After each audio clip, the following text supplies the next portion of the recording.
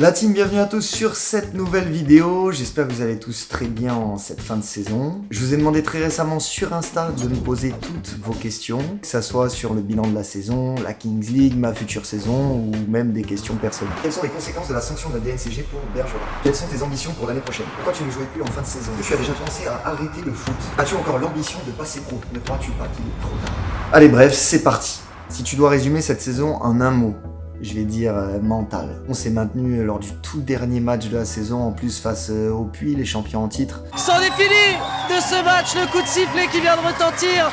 Victoire 1-0 des hommes de Yassine Azap. Et sur le plan individuel, j'étais muté hors période, je devais me retrouver à aller jouer avec la réserve en R1. En même temps, j'ai eu le double projet avec la Kings League qui arrivait, donc fallait être concentré un petit peu de partout. Ça, c'est loin d'être évident, mais je suis resté focus jusqu'au bout et j'ai rien lâché. Quelle dimension la trace de pneus avant le match contre le Puy? La trace de pneus. Alors je peux vous dire qu'à ce moment-là, la pression elle était énorme. Tu joues ta saison sur un seul match. Donc toute la semaine, il y avait vraiment une ambiance particulière, beaucoup de tension, beaucoup d'enjeux.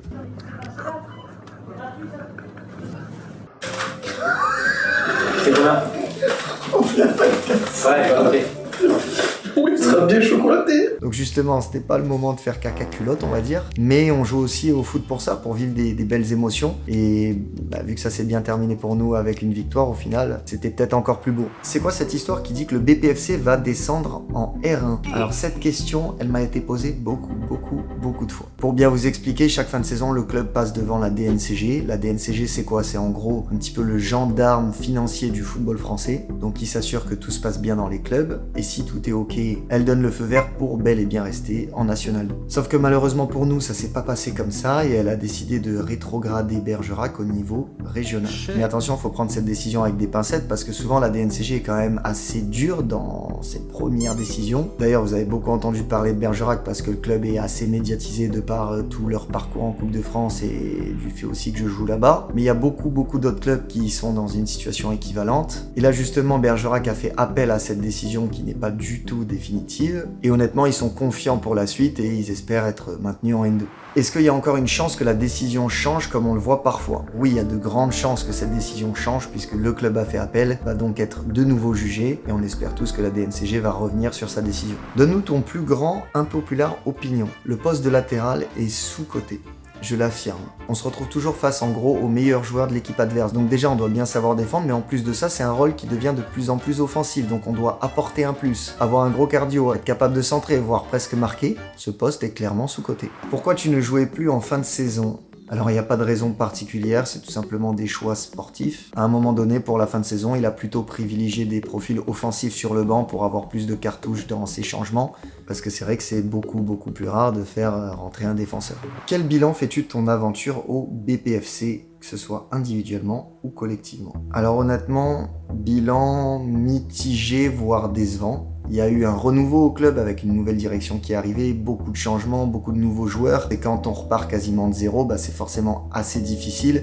Et l'objectif, c'était déjà le maintien. Et même si on a quand même galéré, au final, cet objectif-là, il a été atteint à la toute dernière journée. Après, sur l'aspect individuel, dans la globalité, je suis plutôt déçu parce que j'ai très peu joué. Je peux un tout petit peu modérer ça dans le sens où, avant cette année, j'avais jamais commencé un match titulaire en National 2. À Evian, ça a été ma vraie première expérience à ce niveau-là. Je suis rentré plusieurs fois en jeu, j'ai commencé beaucoup de matchs de Coupe de France, mais jamais en championnat. Alors que là, à Bergerac, j'ai pu quand même faire quelques matchs titulaires cette saison.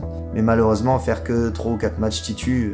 c'est nul. C'est tellement insuffisant que je suis obligé de vous dire que, au final, je suis déçu. Après, dans tous les cas, ça aura été encore une grosse saison d'apprentissage dans un niveau N2 qui devient, avec toutes les réformes qui sont faites dans le foot français, de plus en plus exigeant. Donc en termes d'expérience et d'apprentissage, ça a quand même été très enrichissant. Dis-nous réellement pourquoi les QDF sont en retard. Parce que je suis une grosse merde. Pourquoi avoir privilégié la Kings League au détriment de ta série phare QDF? D'ailleurs, en parlant de Kings League, on y est en ce moment. Là, je suis à l'hôtel, plus pour la Kings League France, mais pour la Kings World Cup qui a lieu là pendant le mois de juin. Et d'ailleurs, je vais vous faire un reportage complet, un vrai insight sur tout l'ensemble de cette Coupe du Monde. C'est assez exceptionnel ce qu'on vit et j'ai hâte de vous le sortir. Et du coup, pour répondre à cette question, j'ai essayé de jongler entre les deux parce que QDF, vous avez l'habitude de le suivre depuis maintenant des années. Je trouvais que l'opportunité Kings League, elle était très intéressante à montrer. Cette nouvelle compétition qui arrive en France avec des gros créateurs de contenu, des stars du football mondial. En plus, plus, c'est un nouveau football qui est quand même très addictif à suivre. Et donc, on est sur une chaîne football et j'avais vraiment envie de vous partager cette nouvelle expérience que j'allais vivre avec l'équipe United. En plus de ça, je me suis dit que ça allait vous faire plaisir de revoir des visages un petit peu cultes de la série QDF, avec notamment le coach Campis, Cara, Baptiste, etc. Ce qui fait que je me suis dit que pour finir la saison, on allait faire 2 séries en même temps, à la fois QDF et aussi l'Inside United. Après, je sais que j'ai quand même une commu vraiment puriste foot,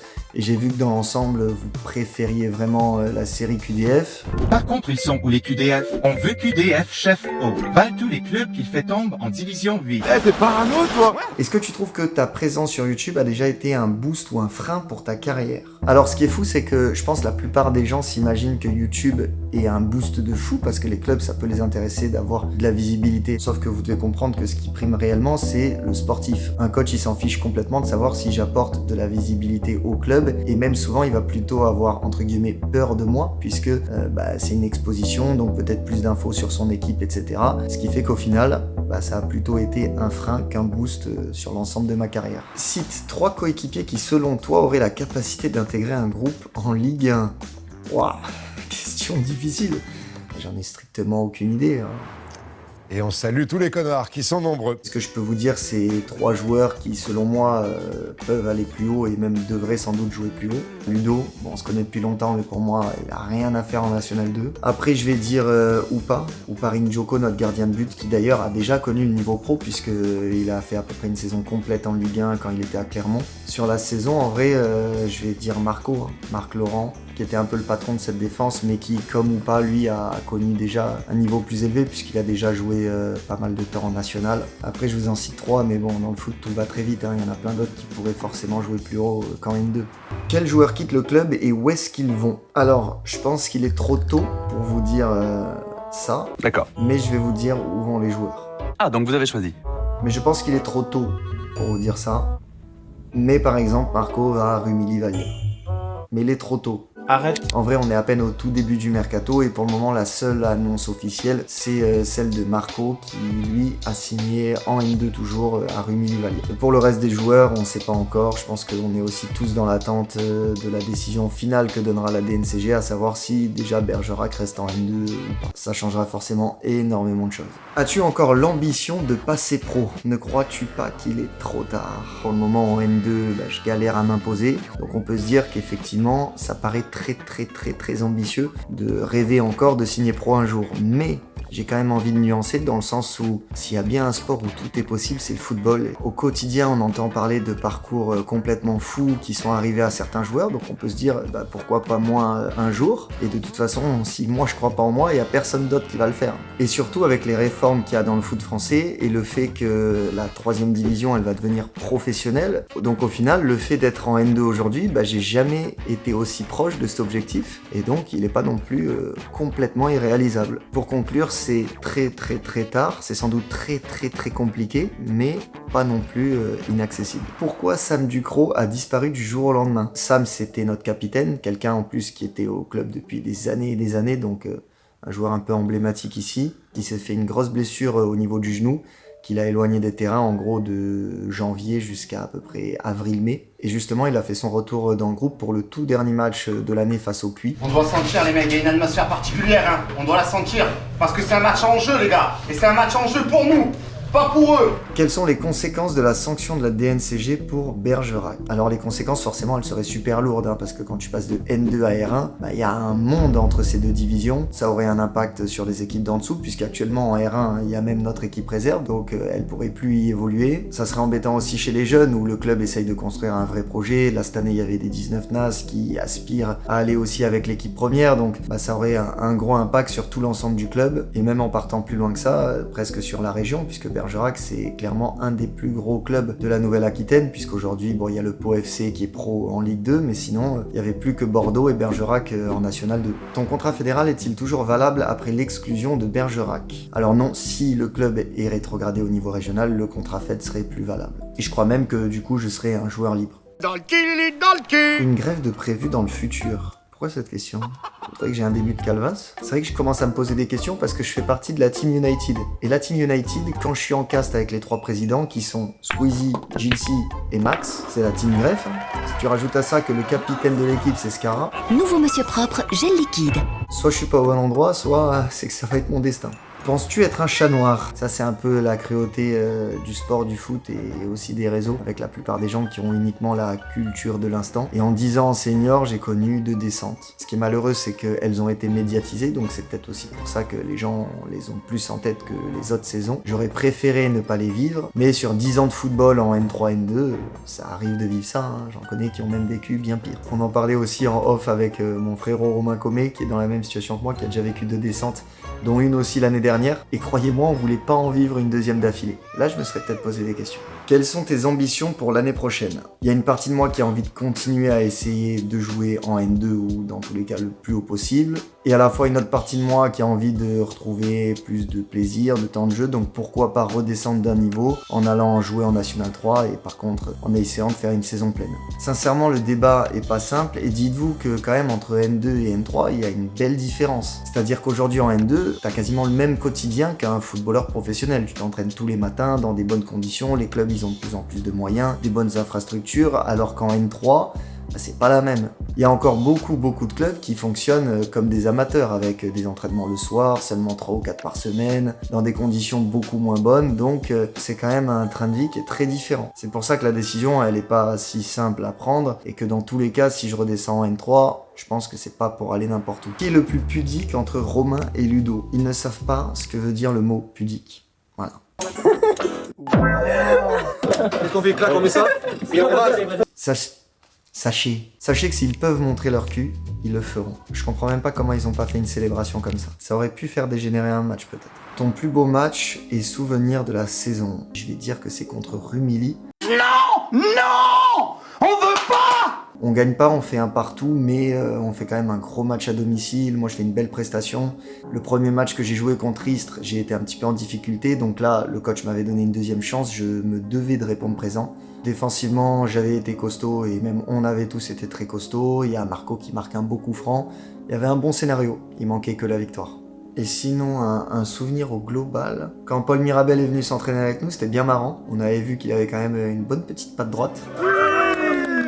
J'ai fait une année en U10, une année en U15, fin de ma carrière footballistique. Ok. Mais j'ai Beansport et DAZN. Tu peux le mettre sur un CV, Ernesto il peut te recruter si tu mets Ouais. ça. Ah oui, je pense. J'ai un abonnement à Bein et un abonnement à DAZN. Et je suis division 3 à FIFA. C'est bon, merci. Et après, je vais peut-être dire l'ensemble des fous rires qu'on a eu entre nous, les gars, surtout avec Ludo et Romain. On a bien rigolé. Pour se fondre avec le fond là-bas. Attends, Geoff, viens. Ok, tu vois les sucettes là? Ouais. Cote à combien? Cote à combien? Ah le bâtard. Oui, t'es en couple avec la moto. D'accord, je vais, oui. Et tu vas pas faire de plus. Avec elle? Ouais. Bah c'est un peu large, mais Est-ce que le fait que tu fasses des vidéos impacte tes relations dans le vestiaire? Mes relations, pas spécialement, mais ce qui change le plus, c'est quand je vais arriver dans un vestiaire, puisque maintenant, quand je signe dans un club, en gros, à peu près tous les joueurs me connaissent, donc forcément, le regard, il est un petit peu différent que quand on est un joueur lambda. Mais dans chaque club, au final, ça se passe toujours très bien, ils apprennent à me connaître, et après, tout roule. Pourquoi ne pas aller en N3 avec un projet de montée, et pour avoir plus de temps de jeu? C'est une question que je me pose, parce que c'est quand même relou de se retrouver dans des clubs où, au final, on joue très peu. En N3, j'ai déjà fait plusieurs saisons complètes, donc j'ai envie de vous dire qu'entre guillemets le niveau est validé et j'ai toujours aimé la progression, le challenge et donc essayer d'arriver à m'imposer en N2. C'est un objectif que j'ai envie de réaliser et dans la vie il n'y a pas tout qui se fait dans un claquement de doigts. Ça demande du temps, du travail, de la persévérance pour, j'espère un jour pouvoir être un vrai joueur à ce niveau-là et pouvoir faire déjà une saison complète. En plus de ça, les matchs que j'ai débutés à ce niveau, ils se sont globalement bien passés. J'ai pu montrer que je suis capable de performer en N2. Donc dans un sens, il y a une partie de moi qui a envie de pas lâcher, de prouver que je vais y arriver. Mais à la fois, je vous rejoins, hein, c'est dur quand on se retrouve dans des situations où on joue très peu. Je suis joueur de foot, mon objectif c'est d'être sur le terrain le week-end. Donc je vais essayer de me poser sur ça, réfléchir à ce que je veux réellement pour prendre les bonnes décisions durant le mercato. Ça vient d'où ? Excuse-moi, mon ref. Ouais, ça vient d'où? C'est quoi cette question? Ça vient de la Côte d'Azur, la plus belle région de France. Méfiez-vous. Quelle est l'équipe la plus forte du groupe? D'un côté, j'ai envie de vous dire l'AS Cannes, et vous savez pourquoi j'ai envie de vous dire l'AS Cannes.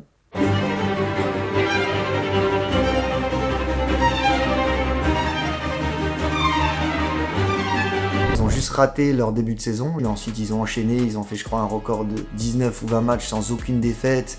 Ils font une demi-finale de Coupe de France, en championnat ils ont mis des scores à beaucoup d'équipes. Donc honnêtement, sacré team, mais à la fois, il y a le Puy, c'est les champions. Donc s'ils ont fini premier, c'est pas pour rien. Ils ont mis quand même 4-0 à Montpellier. 4-0 pour l'équipe de N2 face à Montpellier. Même si Montpellier cette année en Ligue 1 c'était un peu compliqué, ça reste une équipe de Ligue 1. Donc honnêtement, ça se tape entre les deux. As-tu des regrets sportifs et extra-sportifs après cette saison à Bergerac? Par moments, surtout sur l'aspect défensif, quand on était en difficulté, j'espérais avoir plus ma chance. Sur l'aspect extra-sportif, vu que j'ai beaucoup moins joué, je pense que ça a pu en frustrer certains qui regardaient la série. Et perso, j'aurais kiffé pouvoir vous voir encore plus nombreux autour des terrains, un petit peu comme la saison à Dole où vous étiez présents tout le temps, parce qu'il y avait la hype du fait que je joue quasiment tous les matchs, qu'on joue la montée en plus. Et là, de par le contexte sportif, ça a un petit peu nuit sur l'aspect extra-sportif du coup. Est-ce que tu as déjà pensé à arrêter le foot? Sincèrement, j'ai jamais pensé à arrêter le foot, même dans les moments les plus compliqués, etc. Je pense que la passion est trop grande. En fait, limite, à chaque fois que c'est le plus compliqué, c'est là où je suis le plus motivé et où j'ai le plus hâte de reprendre. Je pense à la période où j'ai eu la pubalgie, j'avais qu'une hâte, c'était de trouver une solution, de pouvoir me soigner pour être de nouveau sur les terrains. Et même chose, quand je vis des saisons plus compliquées sportivement, j'ai qu'une hâte, c'est d'arriver à débloquer la situation et au plus vite de jouer. Pourquoi tu ne joues pas à la Kings League? Même si de vous à moi, j'avais plutôt envie de la jouer, étant donné que Bergerac, ils m'ont donné un contrat fédéral, qu'on était dans une situation compliquée sportivement, pour moi ça aurait été un petit peu irresponsable d'aller jouer un match tous les dimanches alors que nous on bataille chaque jour pour se maintenir en N2. J'aurais pas trouvé ça très correct et j'avais vraiment envie de rester focus sur cet objectif de se maintenir et de ne pas faire une nouvelle descente. Et l'objectif a été atteint, donc je me dis que j'ai pris la bonne décision. Surtout qu'en plus au début de la Kings League, c'était dans une période où je retrouvais du temps de jeu, j'ai été titulaire contre Goal, je suis rentré contre Fréjus, etc. Et je pense que ça aurait été vraiment galère de jouer sur les deux tableaux. Et après, par rapport à la World Cup, j'aurais pu vouloir jouer, mais j'ai commencé ce rôle dans le staff avec Greg, donc je voulais terminer de cette manière-là. Et en plus de ça, on avait déjà défini nos wildcards avec en défense Skara. Et autant vous dire que Skara, c'est un élément très très fort, qui est essentiel sur le terrain, qui est notre capitaine. Anthony Scaramodino de loin. Oh, c'est pas possible. C'est pas possible. Attention Emmanuel Mifsud qui a trouvé Anthony Scaramodino dans la profondeur. Quelle reprise exceptionnelle. Donc j'allais pas dire à Skara, désolé, tu sors de l'équipe parce que je veux jouer. Ça se passe pas comme ça. Surtout que depuis qu'il s'est rasé la tête, j'ai peur de Skara. Je suis méchant. Et que je suis méchant.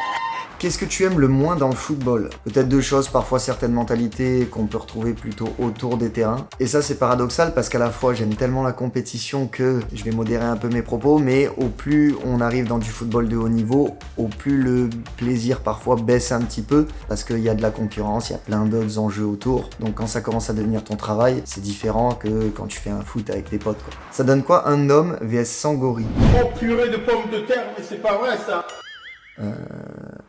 Ça donne quoi un gorille vs 100 hommes? Les hommes gagnent si ils sont bien organisés et il y aura énormément de pertes. Je pense qu'il y a 40 voire 50 hommes qui meurent, mais au bout d'un moment le gorille il tiendra pas sur de la durée. Sachez que j'ai demandé à ChatGPT. T'es vraiment un branleur. Est-ce que tu serais intéressé pour signer en Andorre dans le club de Vince Kyle? Et ouais, Vince qui fait de super projets, franchement c'est une masterclass qu'il a fait. Déjà c'était super intéressant ce qu'il a créé avec le Vince KFC, mais là qui complète son projet avec ce club en Andorre et même le groupe qu'il a créé, franchement un énorme bravo à lui. Après, est-ce que ça m'intéresserait d'aller y jouer?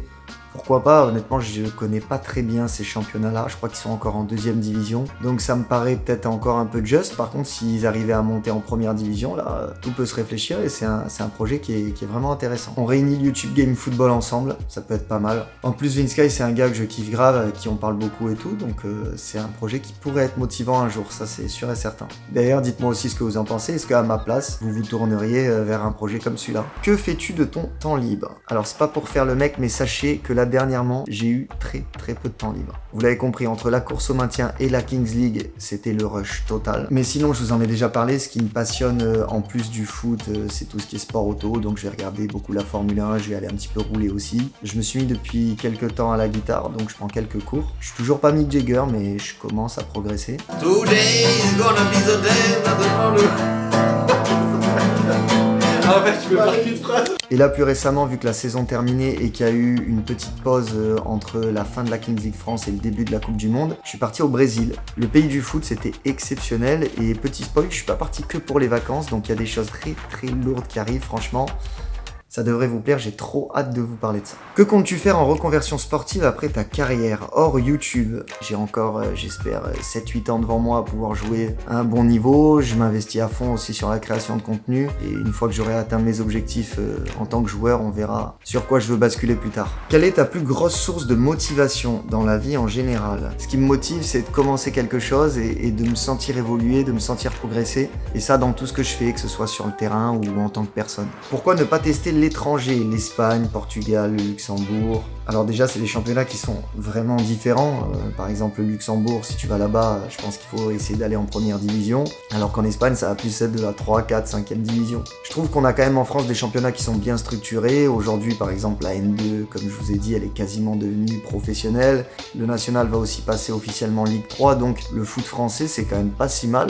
On a la chance de pouvoir vivre en tout cas de notre passion, même en jouant en 5e division. Donc partir à l'étranger, je suis pas forcément fermé, mais à la fois je trouve qu'on est quand même privilégié quand on est en France. En plus, tout mon réseau il est plutôt ici, j'ai pas trop de contacts pour partir à l'étranger, j'ai jamais trop eu l'opportunité. J'ai fait un essai à l'époque aux Pays-Bas en 2e division, c'était à Helmond Sport, mais j'avais tout juste 20 ans, finalement j'avais pas pu signer là-bas. J'ai eu aussi un bon petit contact avec un club pro au Qatar, où là je me posais la question, sportivement c'était quand même intéressant.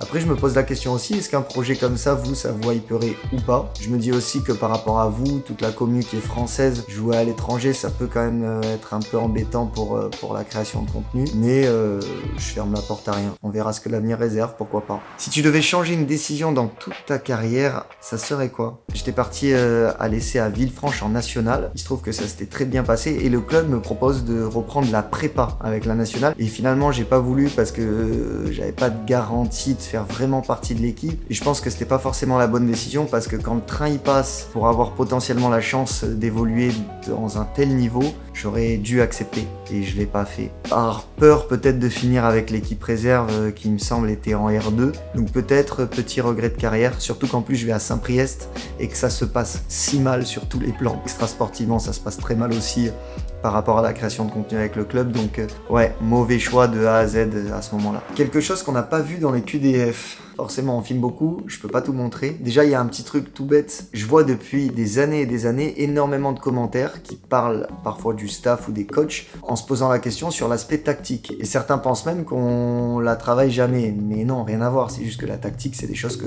je peux pas vous montrer parce que j'ai pas envie que ça serve aux adversaires. C'est des choses qui doivent rester entre nous. Donc dans les entraînements, vous allez plus voir des jeux ludiques, etc. plutôt que toute cette partie tactique. Il y a forcément aussi des moments qu'on a du cut. Là les gars au montage, désolé, je vais vous faire bosser mes petites compiles des meilleurs moments qui n'ont pas été vus dans 3, 2, 1. Sur les 8 derniers matchs, vous avez qu'une seule défaite, donc vous êtes dans une bonne dynamique. Il faut le virer. Tu peux pas me faire. Mais il faut le virer lui à côté. J'ai fait Paris, la Corse. Ensuite, je suis remonté sur Paris. Et après, je suis allé en Vendée. Série positive et continuer de s'éloigner de la zone rouge. Putain, mais. Y'a personne? Si, ils sont tous là-bas. Ah ouais, c'est bon? C'est bon, Ah, il faut une mise en scène et tout? Je dois revoir à la madame après. Vas-y. Bon, on est sur rien, on reste sur. Non, ça je peux pas. J'ai vu un énorme cul à côté. Montre Ludo, Ludo. Ok. C'est joli. Tu penses que c'est quoi? C'est un organe. Tu laisses ça. C'est pas moi ça? C'est à qui?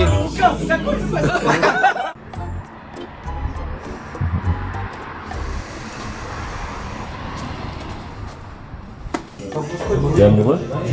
De qui? Après, je suis remonté en Bretagne. Après, j'ai fait l'opposé Sedan, Saône-et-Loire, vers Lyon, Dijon et tout, Lyon, Cuiseaux. Là, t'as un 90 sur x100. T'as les doubles, mais nous on va le faire. On va le serrer un peu. Comment vous l'expliquez cette série positive justement? Parce qu'il m'a fait chier. Assis-toi ou barre-toi. Historique des recherches. Historique des recherches. On y va. Donne une date. Le 15 novembre. Allez, le 15 novembre. Allez, on va jusqu'au 15. Hop là, allez. Après le sud, hier, Bergerac. Et j'ai pas fait chez les ch'tis là-bas. Mais bon, je pense que j'ai fait les meilleures régions, je pense.